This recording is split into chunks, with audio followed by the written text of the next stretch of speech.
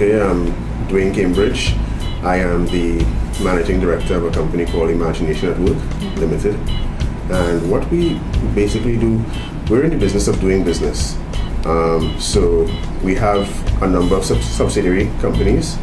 What we really do is we look for undervalued assets that we think have intrinsic value, and then we go ahead and acquire them either via cash or via some other form of equity and turn around the company and then either sell it for cash or keep it as a means of cash flow.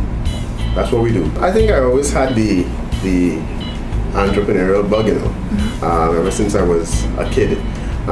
It sort of just materialized as time went on. My background is actually in physics and math. So I'm a science buff. But even while I was doing that, specifically nuclear and particle physics, I always felt that this wasn't what I wanted to do. This wasn't who I wanted to be when I grew up. I believed that, it would have something to do with science, but I didn't know what then. When you're 16, 17, 18 years old, you really don't know what you want to do, you don't know what you want to do with your life. I thought I'd be next Bill Gates, but in truth and in fact, I wasn't going to be the next Bill Gates, but it didn't mean that I wasn't going to pursue a path that is entrepreneurial. Looking back, I could have always sold, but the thing is, if you want to actually be really good at what you do, you need to create value. Again, it goes back to that, to the idea of there being utility to the consumer, and one of our mantras here, is there must be a better way. In everything we do, in every company that we go after, in every, industry that we look to get into, we always think, where is there that gap? Where can something be done better? Where can we go in and create, value and then monetize it?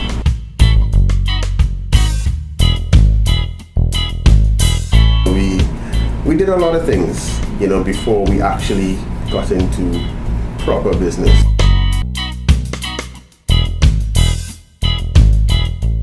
This is the story about the slippers. So we both worked at Nipdeck together. And one afternoon, I never forget, it was a Friday afternoon, I was walking downtown, don't know why, probably just leave work and, stroll down quasi-government office, you understand?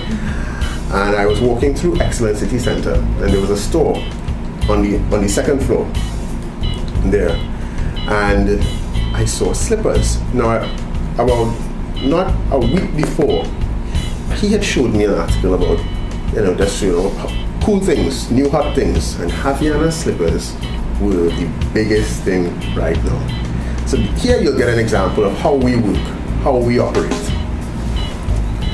So I go in, I look at them, I say, okay, is this the real thing? Assess that this is the real thing. And they're selling it for dirt cheap. Come to find out, they've brought in a warehouse of these slippers, and they can't move them.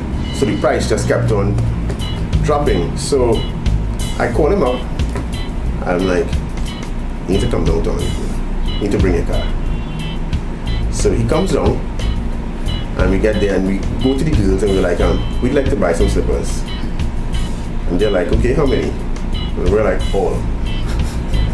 So they end up having to close up the store while they get all these slippers, out. And they end up calling their boss.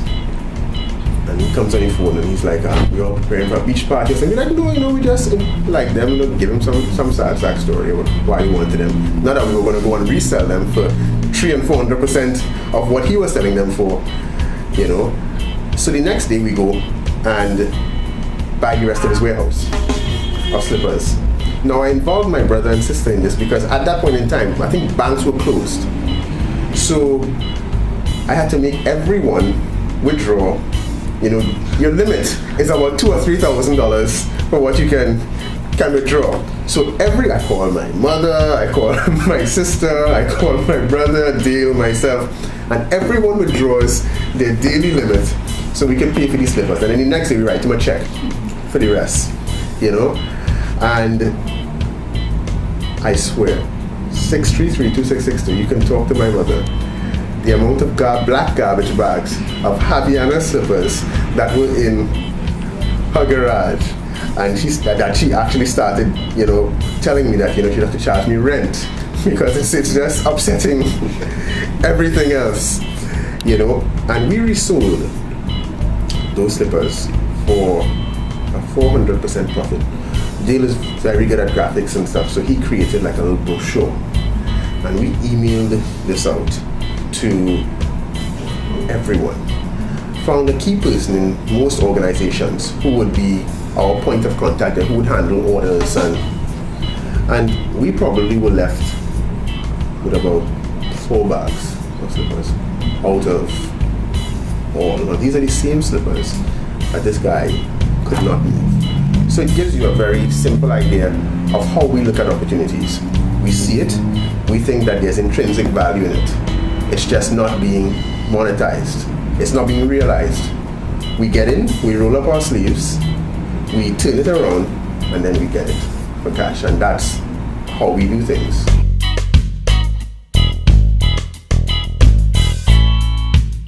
Well, what I would tell them is to follow your dreams because they know the way. That's the simplest thing right there. It's not an easy road. It's not an easy road by any stretch of the imagination. We haven't had it easy, and there's still days now that it isn't easy, but you have to believe. You have to believe that this, is what you were meant to do. This is who you were meant to be. And you have to give everything. We've encountered a lot of people, and what I've found is that quite a few people want to go to heaven, if not all. Nobody wants to die first, but you have to die. You have to put it all on the line. You have to give everything that you have. And actually we've seen that even within our own companies, and the attrition of certain people out of the company. Because, when you cut the grass, everything shows in them. Everything shows, you can't hide. It's like a magnifying glass, right up on your face, and it shows every flaw. And that's where you have to, in turn, apply yourself. And we've seen it, where even business partners that we've had just weren't committed to the task at hand, weren't committed to give everything that they had to see it through. And which is why, I'm actually happy, and I say it every time, I do mentorship. I've done mentorship since I was in the US, and I do it now as well. And I tell people that one of the greatest blessings that I've had in life is my business partner. This is a team effort. Dale is an integral, and Dale being Dale Harris, he's the other half. Don't do it alone. Always have a business partner. You're going to go into business, get a partner. Get the right partner, because I think having the right partner has made all the difference in my life as well. The reason you always want to have a partner is not to share the highs, it's to share the lows. Because that person will be most important to you as a base and a foundation for support when you are going through your toughest times, when you think that, boy, I need to give up. That's the person who's going to rally with you. That's the person who's going to help you get over that hump and be like, no. We had to stick this out. You understand? And I can tell you that without him, if either of us were doing it alone, then at some point we would have quit. You know, because there are points in time that it became so dire that, you know, people see us now and they're like, "Your guys doing good," and you know, we're like, "You doing yes?" You know, you really don't know what we've been through to get here. You know, and I'll tell you this: I thank God every day for it.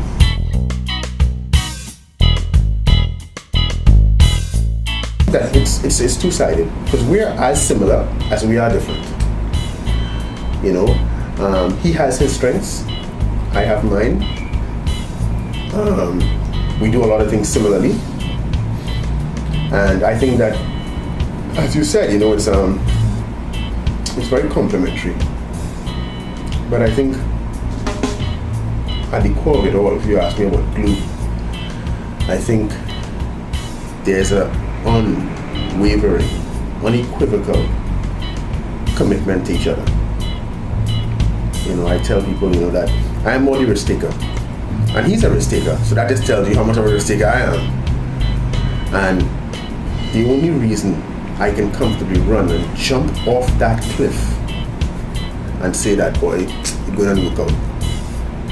We're going to learn to fly before we hit the ground, or something going to happen. It's because I know that there's a man standing behind me, holding on to that rope, right? And there's only one or two things happening. Either he's going to stop me from falling, or we're going off together. It's not one or the other. And it makes a big difference when you, especially at the stage we're at now, and I always tell people, we're just beginning, We're just beginning. We're only, you know, we've done so much already. And we have such a long life, you know, and a long partnership ahead of us. And I look forward to, you know, every day I say, you know, we're going to do so many great things together. But it's just that. It's because I know he's right there with me. And he knows that I'm right there with him.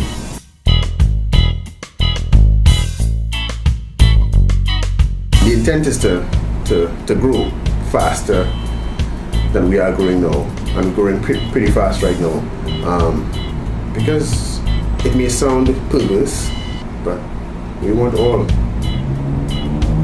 You know, we want to be king or kings. You know, we want to dominate. You know, for us, it's not ready, set, go. It's ready, set, dominate.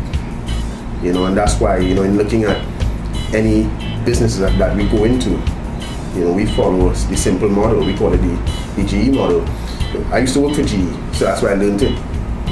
It was that GE made a decision that they were going to either be number one or number two in any industry that they were in. And if they weren't number one or number two at the time, they were going to make a decision either to get out of the business entirely, or to invest and become number one or number two. And that's the same thing for us, except that we don't want to be number two in anything.